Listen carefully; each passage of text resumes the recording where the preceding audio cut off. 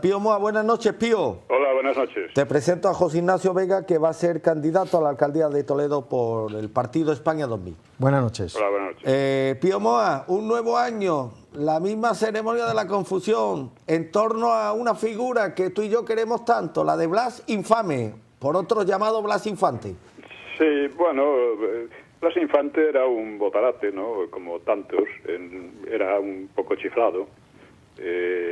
Pero lo significativo no es el personaje, sino lo significativo es que en la transición todos los partidos de derecha y izquierda decidieran nombrarle padre de la patria andaluza, sí. Lo cual es un insulto, pero un grave insulto a los andaluces y a Andalucía, sí, sí. Porque este buen hombre lo que representaba era el separatismo, era el odio a España, era el islamismo, se convirtió al Islam. Entonces uno se pregunta, dice, ¿cómo puede ser que estos partidos y estas personas que debían saber algo de historia, digo yo, ¿no? Pues decidieran, ya digo, insultar a los andaluces nombrándole padre de la patria andaluza. Bueno, es algo que define perfectamente a aquellos políticos. Los define pues como otros botarates iguales que Blas Infante. Ya. En eso estamos de acuerdo, ¿no, José Ignacio?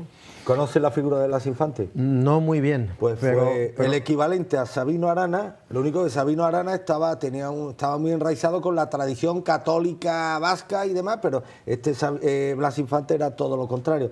Él encontró su principal fuente de inspiración, la defendió hasta el delirio, el al-Ándalus árabe y demás, y quería, pues eso, se retrotrajo una y otra vez a aquella época, y su modelo de sociedad andaluza era precisamente una sociedad islámica que entroncara en esos delirios islámicos y demás que siempre tuvo, y que le hizo, como bien ha apuntado Pío Moa, abrazar el Islam en los últimos años de su vida. Datos estos que estos del Partido Popular deben desconocer, en Pío, lo cual es todavía más descorazonador, ¿eh? Sí, lo conocen, pero les da igual. Les da igual, al Partido Popular, efectivamente. por desgracia, a España le importa un bledo. Porque a mí que es estar ahí, efectivamente, explotando lo que llaman el voto útil, que es un voto completamente inútil. Sí. Porque es como votar o sea, cuando llegó Rajoy con mayoría absoluta parecía que iba a cambiar la política de Zapatero, pero la ha seguido tal cual. Está claro. La ha seguido tal cual, incluso económicamente, porque dice, bueno, en economía, en economía Zapatero estaba ya aplicando los recortes y las subidas de impuestos que le estaban dictando desde Bruselas, y lo que ha hecho Rajoy pues ha sido seguir la misma política intensificándola. Está claro. Entonces, en nada, porque en todo lo demás ha seguido igual. Pero bueno, volviendo a Blas Infante y a esta gente, a mí me sorprende, bueno, no me sorprende, pues ya uno está curado de espantos, ¿no? Pero el descaro y la desvergüenza con que hacen el homenaje, y además que hace un par de años, recuerdo que Chávez, que en el fondo todos ellos saben que es una farsa, ¿no? Pues Chávez no fue. Y Arenas empezó a criticarle. Sí, por no haber ido a la consideración y de no sé qué cosas decía, ¿no? Sí. Pero, oiga, un homenaje a Blas Infante es un insulto, es una injuria a Andalucía. Bien, pues esta gente es lo que son. Con eso revelan lo que son. Pío, ¿te ha sorprendido los datos de la encuesta preelectoral del CIS para Andalucía? Que, bueno, nos ofrece una nueva victoria del Partido Socialista, lejos de la mayoría, pero una nueva victoria del Partido Socialista. Con lo cual te pregunto, Pío, ¿qué tiene que pasar en esta tierra, en Andalucía, para que alguna vez el Partido Socialista deje de ganar las elecciones? El Partido Socialista lo que ha montado ahí es un chiquito de caciquismo, de sobornos. Sí, pero también lo montó en Castilla-La Mancha y lo perdió, y en Extremadura, pero aquí perdura. Esto es como las pilas estas Durex, ¿no? Bueno, pero es que ahí el Partido Popular es especialmente estúpido, O sea, ha estado casi ganando las elecciones, por lo menos en las ciudades, ¿no? Sí. Pero, en fin, tiene unos candidatos tan deleznables. Sí. Que claro, no pueden competir con el PSOE. El PSOE además hace toda esa demagogia populista de que ellos representan a los pobres, a los obreros y no sé qué. Y bueno, el PP es totalmente incapaz de superarla. Pero por una razón fundamental, y es que el PP no tiene ideas propias, no defiende ningún principio claro, ¿no? Ya. Y además se abre un escenario todavía más desconcertante con Podemos como tercera fuerza, para poder gobernar y poder sacar adelante determinadas leyes, el PSOE va a necesitar del apoyo de otro grupo. Parece ser que Izquierda Unida va a estar muy lejos de ese objetivo, con lo cual estoy seguro que ni antes de las generales ni Podemos ni PP van a suscribir ningún tipo de acuerdo con el Partido Socialista, con lo cual, Pío, el escenario de ingobernabilidad en Andalucía pues no va a ser nada edificante. Sí, bueno, y va a ser un poco, yo creo que en toda España va a pasar algo, sí, algo parecido, ¿no? El problema aquí es que, bueno, en fin, tenemos unos partidos y unos políticos tan desastrosos que alguna vez tienen que marcharse, tendría que marcharse todos. Un caso muy curioso, y es que no sé de ningún partido en Andalucía que denuncie la cuestión de Gibraltar. Sí, o sea, es cierto. El parasitismo de Gibraltar sobre el resto, porque aquella es la zona más deprimida de España, en cierto modo, con el mayor índice de paro, ¿no? En torno a Cádiz y sobre todo el entorno aquel. Bueno, y además lo que significa la colonia, una colonia en nuestro territorio, la única colonia que existe en Europa, la estamos soportando nosotros, de un país que se dice amigo. Es decir, ¿cómo es posible que a estas alturas ningún partido se tome en serio esa cuestión, la cuestión de Gibraltar, y diga algo sobre ello? Bueno, pues así estamos. O sea, la política en España se ha degradado de tal manera, se ha convertido en una farsa en todos los sentidos, porque este es solo un aspecto de ello. Lo de Blas Infante es otro. El hecho de que la gente, a tanta gente en Andalucía le parezca bien una semianalfabeta como Susana, sí, pues sí. Que está además... Sí, pero claro, Pío, no nos engañemos, ese perfil de semianalfabetismo que caracteriza a Susana Díaz, con ese perfil de semianalfabeta se identifican muchos andaluces que son potencialmente semianalfabetos, Pío. Sí, sí. Vamos a hablar claro, ¿eh? Se identifican, pero mire, eso pasa en toda España, porque llevamos casi 40 años de falsificación de la historia, de mentiras sobre claro, la realidad de España, sobre... Y claro, eso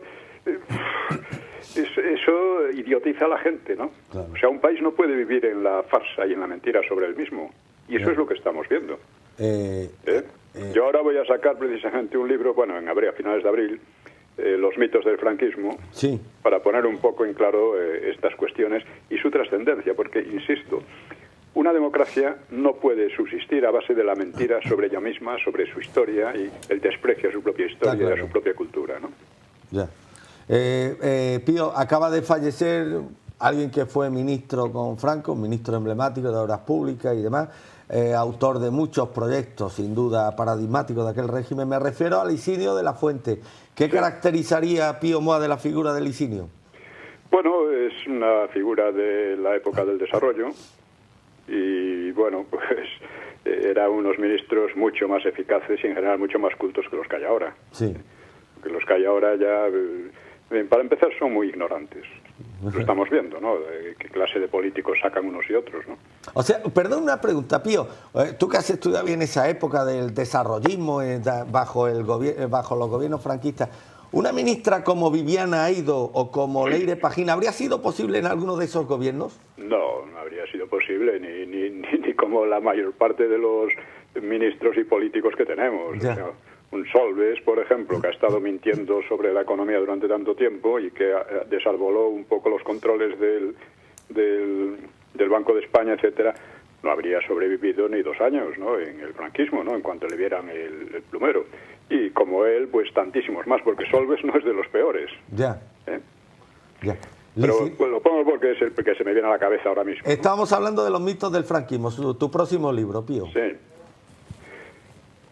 No. Ya digo, saldrá a finales de abril. Perfecto. Y es un análisis de la época. Que hablar de Licinio de la Fuente, hablar de Toledo, porque en Toledo fue el escenario de una de sus obras más, el famoso hospital de parapléjicos. Y que lo conoces bien, ¿no? Sí, y hizo más infraestructuras, no solo esa, hizo más. O sea, que sí, hombre, en aquella época se crearon infraestructura, bueno, Silva Muñoz, Fernández de la Mora, en fin, y tantos más, ¿no? Oye, Pío, tuve la semana pasada a creo que José L. Sánchez, el autor del libro sobre Carrillo, que ha revolucionado el mercado editorial en España.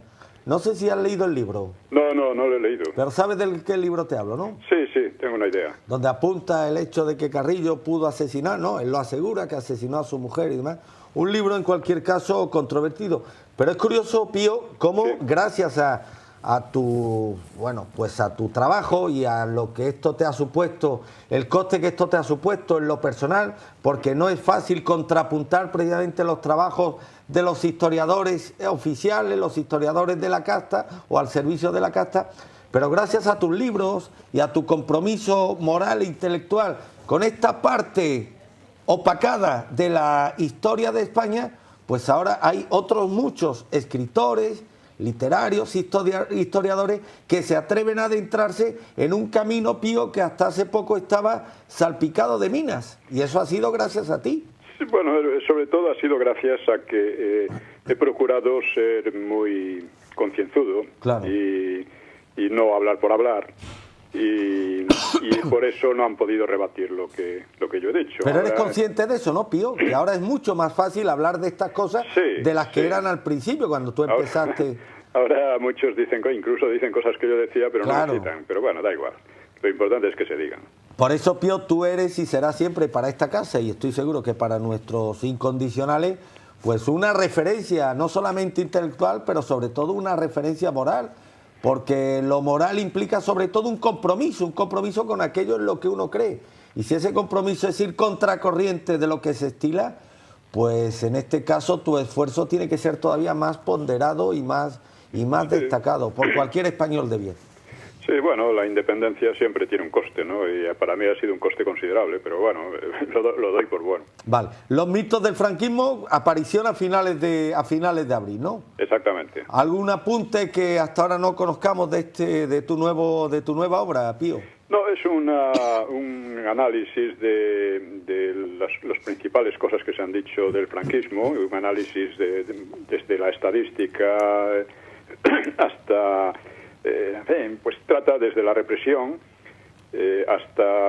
trata el Valle de los Caídos, trata las disputas entre, o sea, la Iglesia en general, que durante un tiempo apoyó al franquismo y al final fue la Iglesia la que ha hundido al franquismo, porque se declaraba católico y llega un momento en que la Iglesia dice que no quiere saber nada de él, claro, o sea, no acepta lo que el franquismo había hecho, pues de repente el franquismo se queda en el vacío y es imposible que continúe.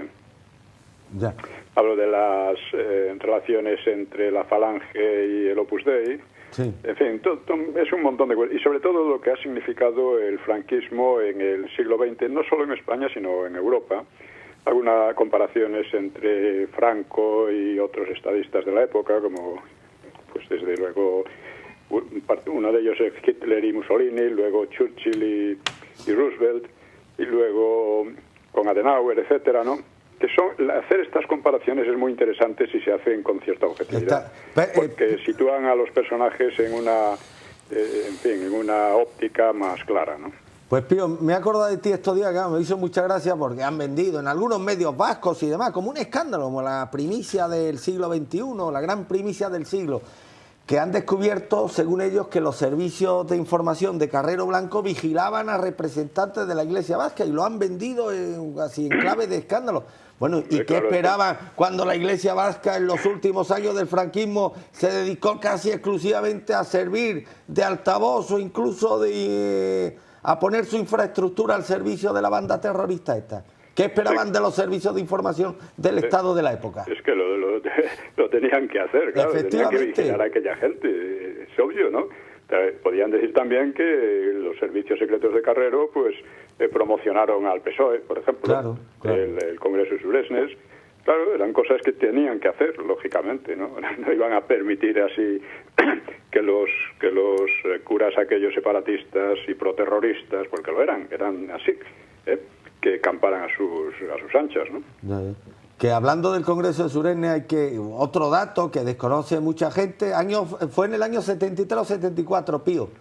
Pues ahora fue en el año 73, ¿no? 74, yo creo. En 74, en plena vida de Franco, sí. Los del interior, los Job y demás, siguieron en el exilio, pero luego la nueva hornada de dirigentes, los Guerra, los González, retornaron a España y vivieron y trabajaron en España, en plena dictadura franquista. Estaban aquí, la policía los conocía, claro. Ellos conocían a la policía y los servicios de Carrero. Los Carrero lo que trataban era de preparar una transición tranquila, ¿no? Sí. De hecho, incluso contactaron con Tamames, y buscaban en el PSOE e incluso en el PC a personas que no hubieran hecho la guerra, que fueran nuevas, y que por ser nuevas ellos esperaban que fueran más razonables y más, en fin, más demócratas, ¿no? Porque desde luego el Frente Popular en la guerra es todo lo contrario de la democracia. Está claro. Pues Pío, la próxima vez que intervengas en directo en La Ratonera será para pormenorizar acerca de tu nuevo libro, Los mitos del franquismo, ¿si te parece? Sí, de acuerdo, muy bien. Pues como siempre un placer haber tenido la oportunidad de departir contigo por espacio de algunos minutos, y dejo que mi invitado esta noche se despida de ti, José Ignacio Vega. Pues nada, muchas gracias por haberle escuchado y bueno, y un saludo desde aquí. Bueno, pues muchas gracias a vosotros. Gracias, Pío, buenas noches. historiador y una referencia